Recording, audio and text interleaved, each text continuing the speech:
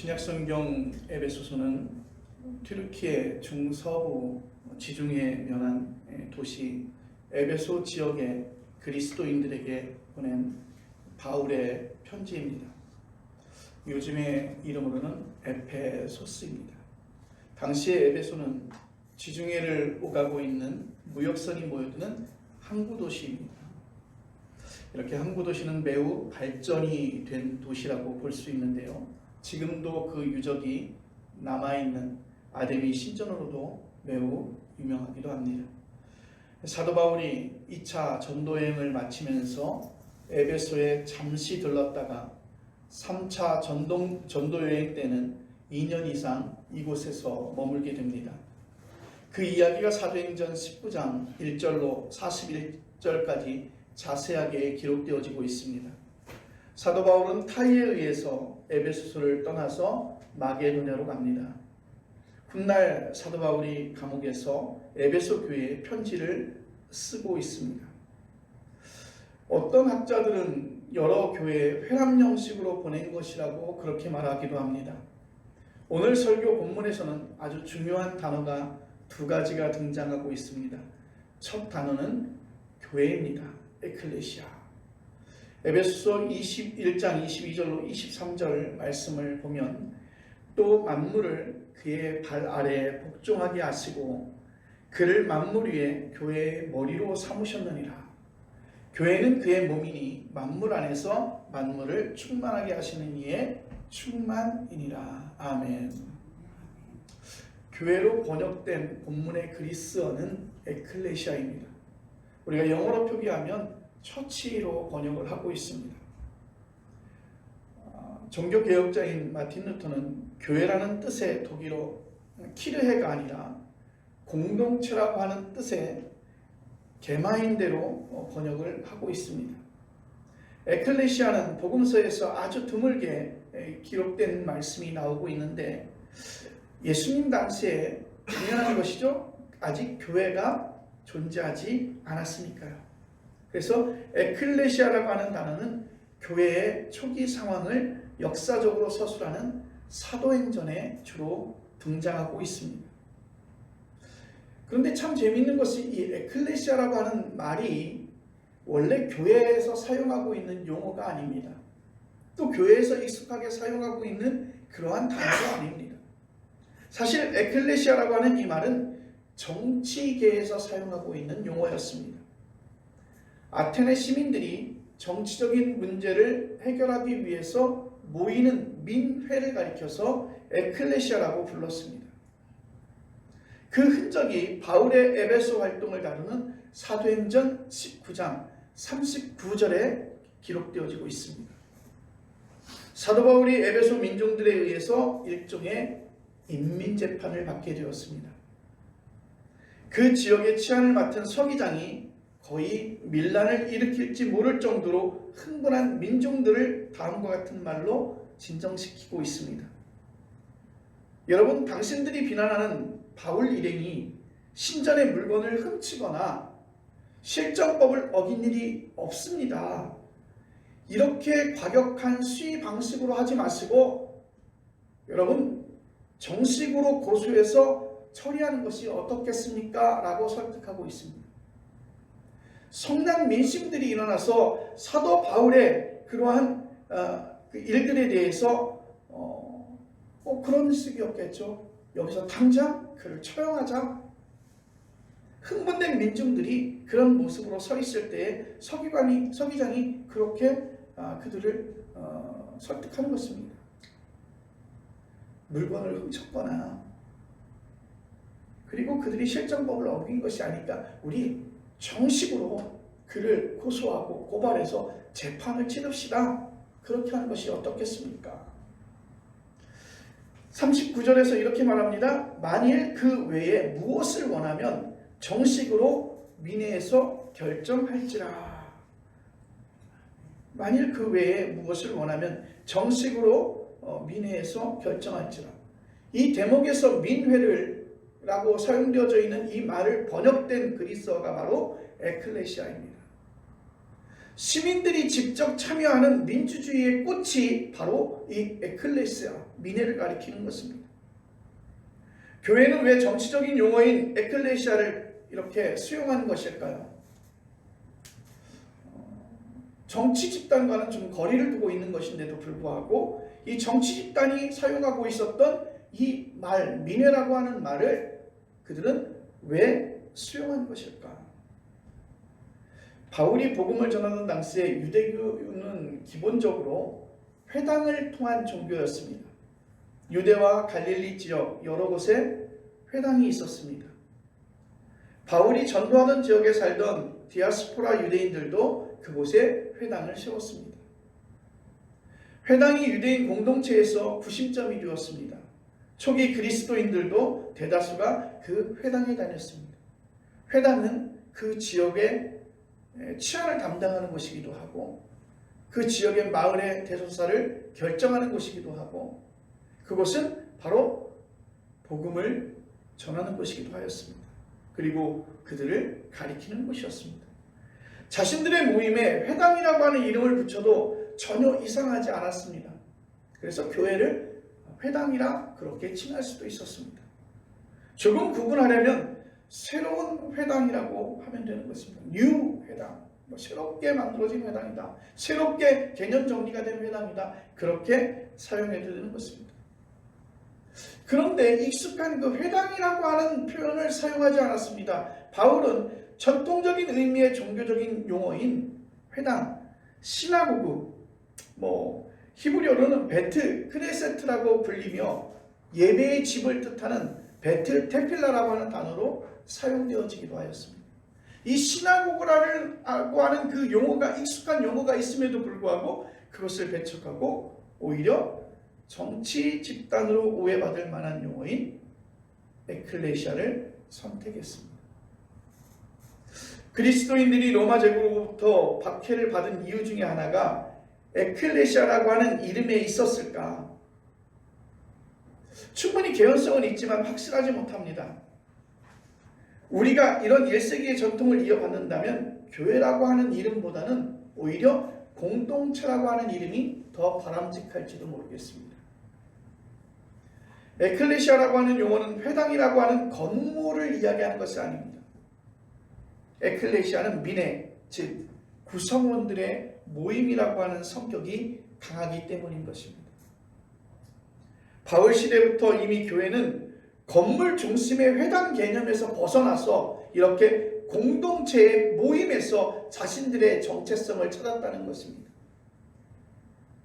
이 말씀을 살펴보면 더 이상 교회는 건물에 속해져 있는 것이 아니라 건물 안에 갇혀 있는 것이 아니라 바로 예수 그리스도를 따르고 있는 예수 그리스도를 믿고 있는 하나님을 섬기는 하나님의 백성들의 공동체 모임이라고 하는 것이죠.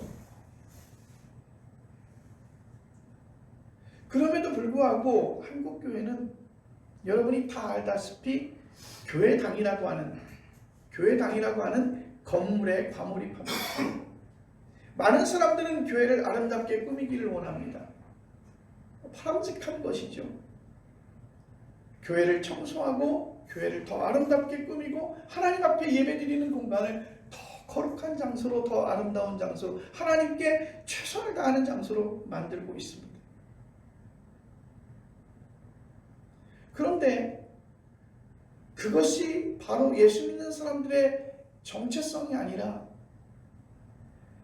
예수 믿는 사람들은 예수 그리스도의 그 복음을 전하는 일에 우리는 최선을 다해야 되겠지요.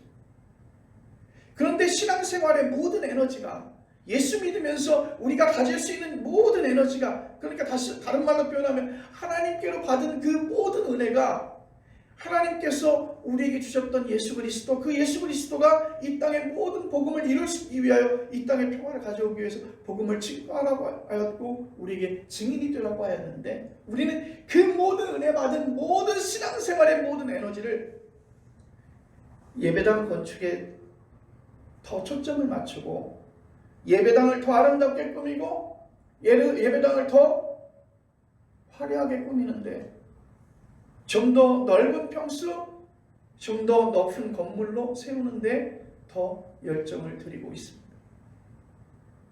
그리고 누군가는 그것을 신앙의 척도로 삼습니다. 교회를 세우는 일에 우리가 얼만큼 많은 애를 쓰고, 교회를 세우는 일에, 예배당을 만드는 일에, 건축하는 일에, 매입하는 일에 얼만큼 많은 거룩한 부담을 갖느냐에 따라서 그의 신앙이 어떤지를 척도로 여기기도 합니다. 무리해서라도 멋진 교회당을 건축하면 교회가 부흥한다고 하는 그런 계산이 밑에 깔려져 있죠.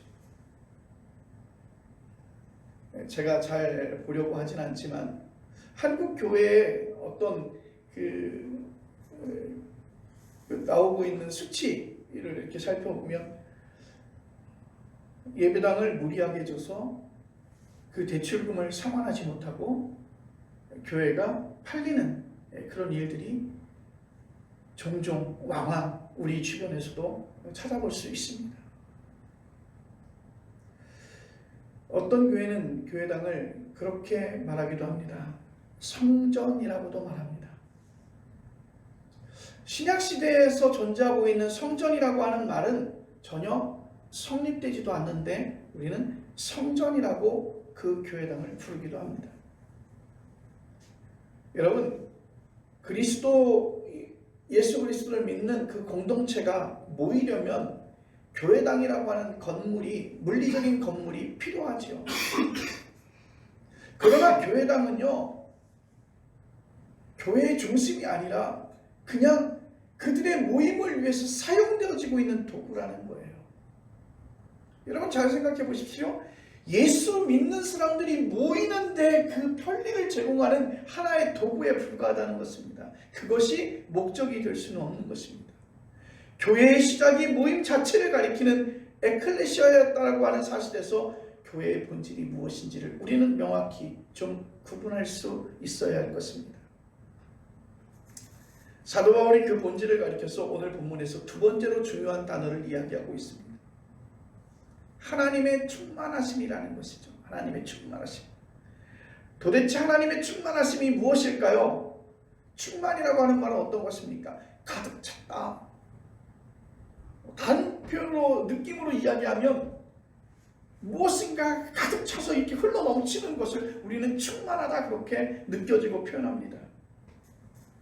우리는 습관적으로 충만을 질적인 차원이 아니라 이렇게 양적인 차원에서 생각하고 있습니다. 교회의 신자들도 많이 모이고 그 신자들이 열정적으로 기도드리고 선교도 많이 하고 세상에서 칭찬도 많이 들어야 충만하다고 그렇게 생각합니다. 물론 일리 있는 이야기죠. 가끔 유럽 교회를 비판하는 사람들이 그런 이야기를 합니다. 예배에 오는 이들이 적고 예배를 드리는데 그 예배의 분위기도 뜨겁지 않다고 그렇게 말합니다. 그리고 교회당이 술집으로 팔린다는 이야기도 합니다. 유럽 교회의 영적인 다이나믹이 약화되어져 있다는 것은 분명하지만 그런 식으로 하나님의 충만하심을 생각하다가는 교회의 본질을 우리는 왜곡시킬 수 있습니다. 여러분, 인구 밀도가 아주 높은 서울이 생명 충만한 곳입니까? 인구 밀도가 낮은 지방이 생명 충만하지 않다고 우리는 이야기할 수 있습니까? 요즘에 지역적인 어떤 양극화 현상이 굉장히 강합니다. 농어촌 소멸이라고 하는 말이 나올 정도로 서울 집중화 현상이 매우 심각하죠. 여러분, 다른 관점으로 보면 완전히 다르게 보일 것입니다. 시골에 서울처럼 사람이나 카페나 연봉 높은 일자리나 자동차 매연이 많지 않아도 나무는 많고 새도 많고 흙도 많고 곤충도 많습니다. 어디가 더 생명 충만한 곳일까요? 여러분, 충만하다고 하는 그 말의 기준이 무엇이냐에 따라서 생각이 완전히 달라질 것입니다. 요즘에 만나는 분들하고 그런 이야기를 조금 했어요. 그분들은 다들 서울에서 시집 오시고 서울에서 장가 오신 분들이에요. 서울이 너무 좋다고 얘기를 해요. 마지막 그들의 노년은 서울 가서 지내고 싶다는 거예요. 공기 좋고 물 맑은 강원도에 살고 있지만 불편하다는 거예요. 문화를 즐기지 못한다는 거예요. 그런데 저는 좀 생각이 달랐어요. 서울에 가니까 숨을 쉴 수가 없어요. 서울에 가면 친구들도 있는데 친구들을 만날 생각들을 가지고 서울에 올라가지만 실제적으로 친구들을 만날 만큼의 매력보다 그냥 빨리 강릉으로 돌아오고 싶은 생각이 더 많아요. 물론 회귀 본능이 더 강해서 그럴지도 모르겠지만 서울이 너무 복잡하고 싫어요. 제가 서울이 좋은 것이 딱 한 가지, 서울 좋은 것을 딱 한 가지 꼽으라고 한다면 저는 서울의 지하철망입니다. 그거 하나는 정말 부러워요. 어딘지 위치를 알지 못해도 지하철망을 통해서 찾아갈 수 있고요. 전혀 늦지 않고 시간 안에 도착할 수 있고 참 그런 부분은 부러운 것은 그거예요. 물론 강릉에도 인구가 좀 많으면 지하철도 생기겠지만 제가 볼 때는 강릉에서 지하철이 생길 일은 거의 없지 않을까 생각이 되어집니다. 바라보는 관점에 따라서 어떤 사람은 서울을 가지 않으면 숨통이 틔어지지 않는 것처럼 저는 서울을 가면 오히려 숨통이 좁아지는 것 같아요. 여유로움이 전혀 없습니다. 무엇인가를 즐기려고 하는 것이 사물의 즐김보다 인위적으로 만든 것의 즐김들이 훨씬 더 다양한 것이 서울이지요. 여러분 이렇게 바라보는 사람의 관점에 따라서 시각에 따라서 좀 다를 것입니다. 저는 하나님의 충만하심도 그렇다고 생각합니다. 하나님이 사람의 눈에 보이지 않듯이 그분의 충만하심도 사람의 눈에 물리적으로 보이지 않습니다. 저는 하나님을 바라볼 수 있는 눈을 가진 사람만 볼 수 있고 하나님을 느낄 줄 아는 사람만 느낄 수 있다는 것입니다. 사도 바울은 하나님의 충만하심을 그렇게 인식하고 경험한 사람이에요. 그래서 이렇게 표현하고 있는 것입니다. 이전에 자기가 중요하다고 여겼던 것들이 있어요. 여러분들은 어떤 것이 있습니까? 내가 배웠던 학력도 있을 수 있고 내가 지금까지 벌어들인 연봉도 있을 거예요. 사회적 위치와 명예도 있을 것입니다. 사도 바울도 그랬죠. 그가 예수님 만나기 전에 부활하신 예수님 만나기 전에 그는 아주 엘리트 코스의 사람이었습니다. 그런데 그는 이렇게 말합니다. 빌립보서 3장 7절로 8절에 이렇게 말합니다. 나는 그 모든 것들을 해로 여기고 그것을 배설물처럼 여기게 되었다. 예전에 자랑하던 모든 자랑의 거리들이 예수님 만나고 나니까 그것이 정말 하찮은 정말 더러운 그 배설물처럼 여겨지더라. 그래서 오늘 본문에서도 그는 과감하게 교회가 바로 하나님의 충만하심이라고 선포하고 있는 것입니다. 다른 말로 표현하면 하나님의 충만하심을 느끼지 못한다면 그 교회는 더 이상 교회의 역할을 감당하지 못한다는 것이죠. 사랑하는 성도 여러분, 그런 영적인 충만함을 여러분 느끼셔야 할 것입니다. 큰 교회에 건물이 없어도 큰 교회에 예배당이 없어도 전혀 외롭지 않게 주눅들지 않고 신앙생활을 할 수 있어야 된다는 것입니다. 하나님의 충만하심이 오늘 이 시간 이 자리에 함께 하시기를 간절히 원합니다. 플레로마라고 불리는 이 충만함의 반대말은 어떤 것일까? 아마 결핍이라고 하는 말이 반대이겠죠. 요즘에 결핍이라고 하는 말을 우리가 많이들 사용을 합니다. 그런데 우리가 충만할 때가 언젠가 가만히 생각해 보면 내가 좋아하는 일을 할 때 충만함을 경험할 수 있습니다. 화가들이 그림을 그릴 때나 작곡가가 작곡할 때 나타나는 현상이지요. 아이들이 저절로 충만하게 살아가고 있습니다. 소꿉놀이를 해도 그들에게는 충만함이 있습니다. 어른이 되면 충만하게 살기 어렵습니다. 먹고 사는 문제부터 시작해서 온갖 인간관계가 우리를 정말 피곤하게 만들기 때문이죠. 어렸을 때 그 단순한 소꿉놀이를 해도 엄마 아빠를 해도 형제 자매를 해도 그 놀이 속에서 그들은 기쁨을 찾을 수 있고 행복을 찾을 수 있고 즐거움을 찾을 수 있습니다. 정말 그 자체가 그것이 인생의 전부지요. 그런데 여러분, 그게 근본적인 문제는 아닙니다. 사람이 영적인 존재이기에 세상의 것으로만 충만함을 유지할 수 없다는 게 가장 큰 근본 문제입니다. 그림을 그려요. 곡을 씁니다.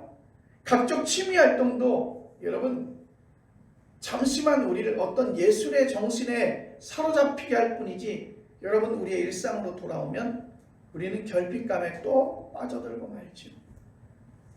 그게 병적으로 나타나면 여러분 우리가 이야기하는 우울증이에요. 형편이 아무리 좋아져도 현대인들이 별로 행복하지 못한 이유가 여기에 있습니다. 왜? 사람들은 살아가면서 행복을 절대 가치에 두지 않습니다. 상대적 가치에 두고 있죠. 그러니까 나보다 조금 더 잘 사는 사람이 있으면, 나보다 좀 더 충만한 사람이 있으면, 나보다 좀 더 가진 사람이 있으면 우리는 결핍을 경험하게 되는 것이에요. 상대적 가치로 판단하기 때문이죠. 하나님의 충만함은 하나님이 세상과 다르듯이 세상에서 주어지는 충만감과는 차원이 다르다는 것입니다. 하나님의 충만함은 세상의 것들이 아무리 부족해도 우리를 결핍감에 떨어지지 않게 하는 것입니다.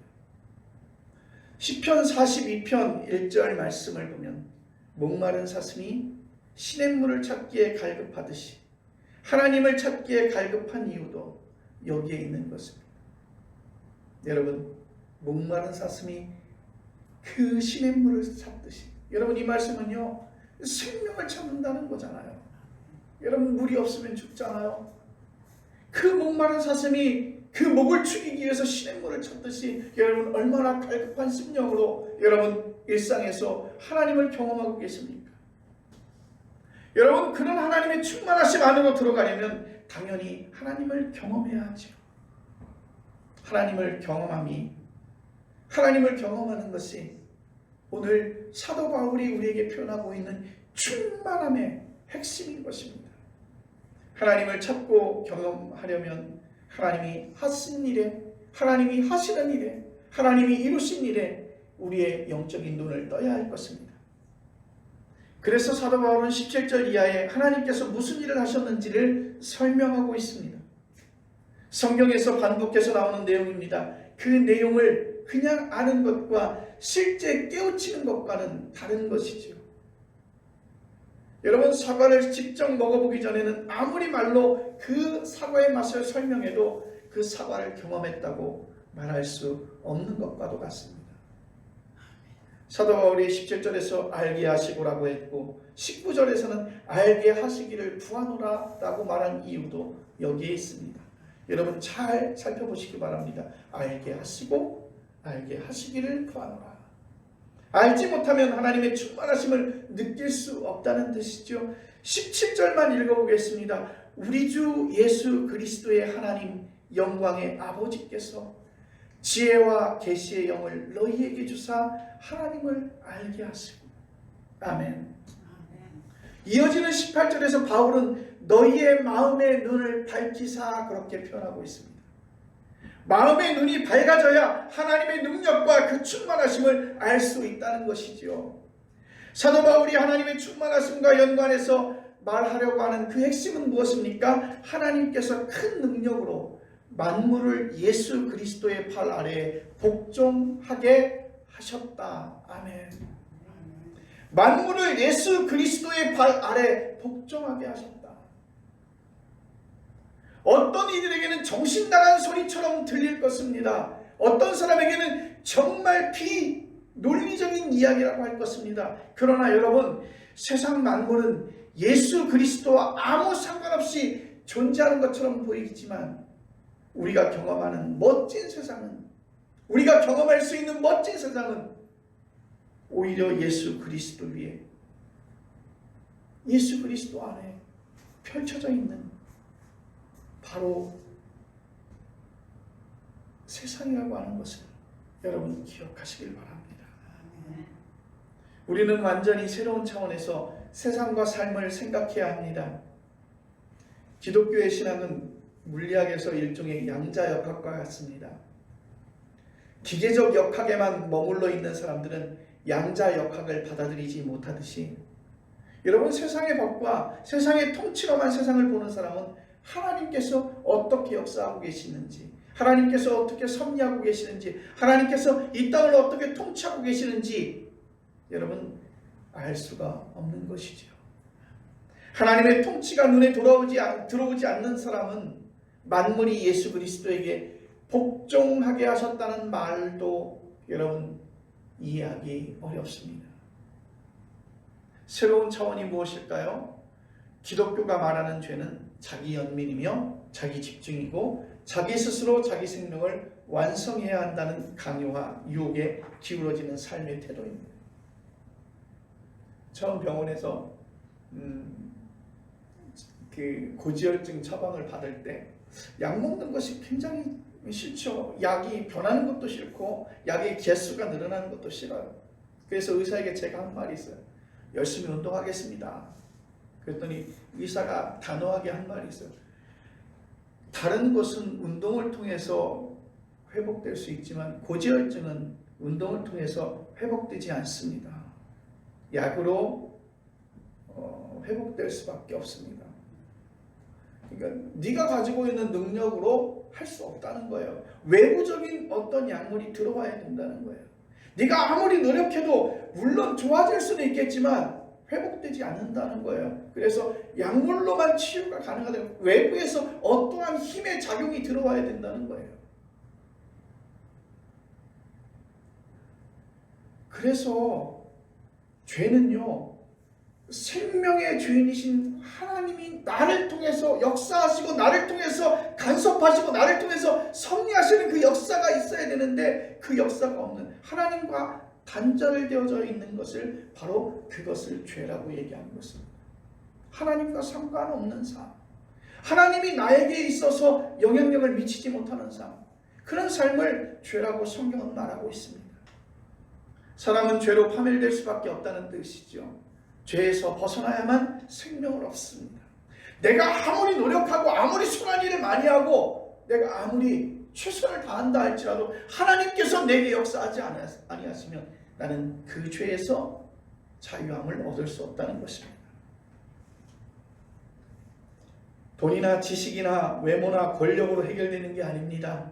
온갖 재미있는 일을 다하고 건강하게 천수를 누리면서도 사람의 죄가 해결되지 않습니다.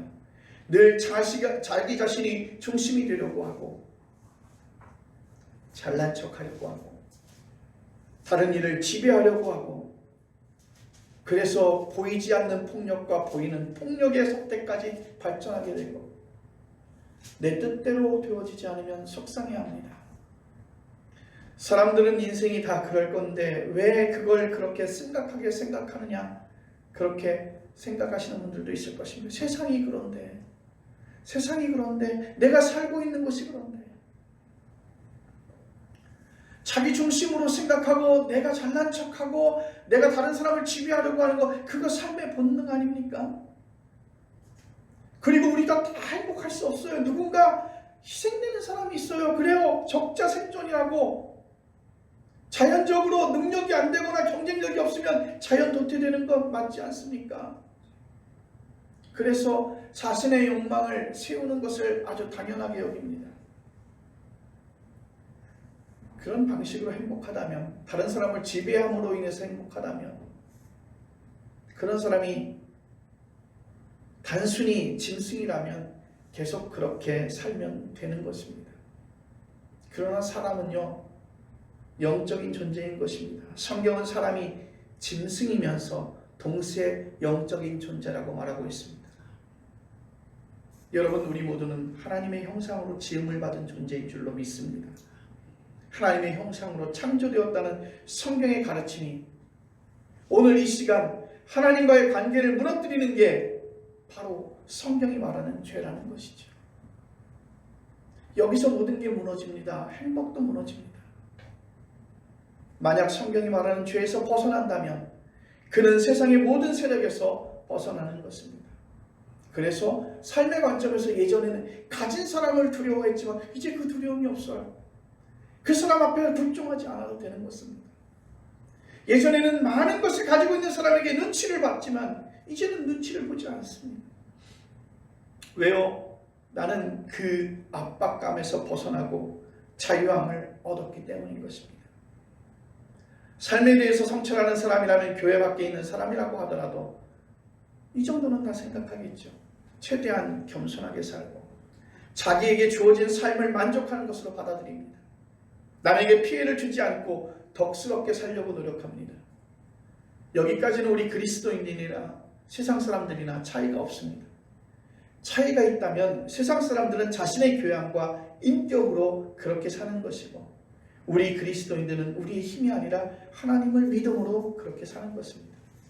오늘 본문 20절에서 하나님께서 예수 그리스도를 죽은 자들 가운데서 살리시고 하늘에 올리시어 하나님 오른편에 앉으셨다는 사실을 믿을 때 나의 중심적인 죄로부터 자유로워진다는 것입니다.